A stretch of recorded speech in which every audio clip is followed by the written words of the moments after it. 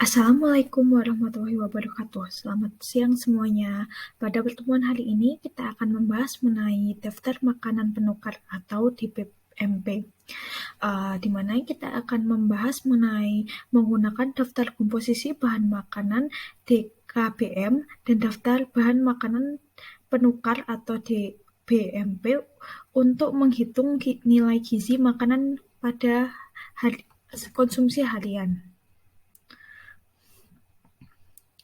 Sebelumnya, kita perlu mengetahui apa itu daftar bahan makanan penukar.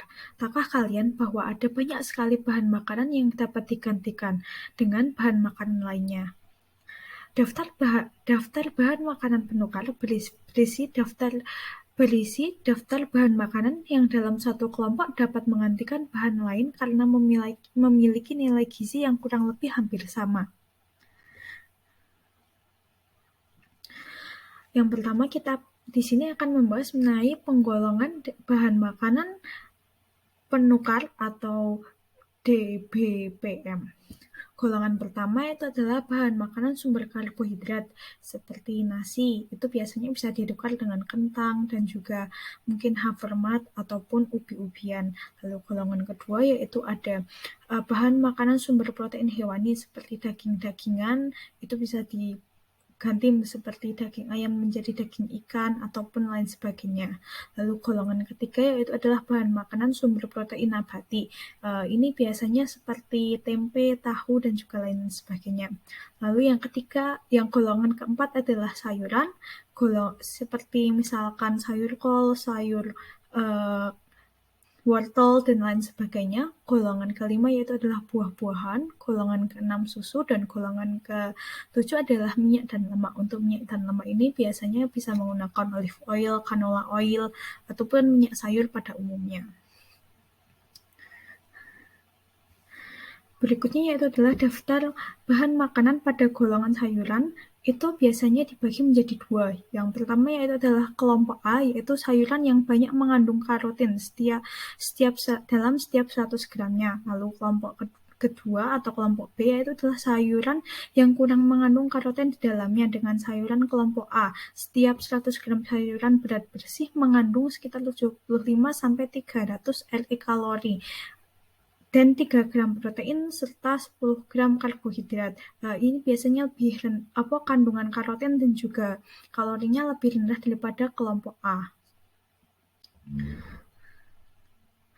Lalu sebelum kita mengetahui dan mencari tahu apa itu bahan makanan penukar, kita perlu mengetahui catatan permasalahan yang ada ketika kita ingin menukar dengan barang yang lain, yaitu antara lain yaitu adalah alat ukur atau yang biasa kita sebut sebagai ukuran rumah tangga. Untuk ukuran rumah tangga sendiri biasanya setengah sendok makan minyak goreng atau margarin itu sama dengan 5 gram. Lalu 1 sendok makan tepung terigu itu sama dengan 5 gram, 5 sendok makan gula pasir sama dengan 40 gram, 8 sendok makan tepung beras sama dengan 50 gram, 8 sendok makan tepung sagu atau maizena atau hongkoi itu sama dengan 40 gram, lalu untuk 10 sendok makan tepung terigu itu sama dengan 50 gram, 1 sendok makan atau 3 sendok makan itu sama dengan 3 sendok makan, atau jika dikonversikan dalam mili itu sama dengan 10 mili. 1 gelas itu sama dengan 14 sendok makan, jika dikonversikan dalam mili itu menjadi 240 mili. Sedangkan 1 cangkir itu sama dengan 1 gelas, dan juga lain sebagainya. Mungkin bisa dibaca sendiri di handout-nya masing-masing. Lalu berikutnya adalah cara menggunakan DBMP atau bahan makanan penukar. Pada DBMP 7 golongan makanan, terdapat bahan makanan pada satu golongan tidak selalu sama kandungan zat gizinya Oleh karena itu, satu bahan makanan dengan bahan makanan yang lain dapat saling tukar-menukar. Seperti contohnya, jika 100 gram nasi setara dengan 80 gram roti, 100 gram nasi itu bisa juga setara dengan 50 gram mie, 200 gram kentang itu setara dengan 150 gram umbi. Ketiga contoh di atas itu memiliki kandungan energi yang sama, yaitu 175 kalori dan protein 4 gram serta karbohidrat 40 gram. Contoh lain dari beberapa daftar bahan makanan pengganti yaitu seperti misalkan kita menggantikan seperti tempe dengan tahu ataupun dengan seperti jenis jamur-jamuran. Itu memiliki nilai dan juga kadar kalori yang hampir mirip dan juga serta kadar kandungan gizi yang hampir mirip.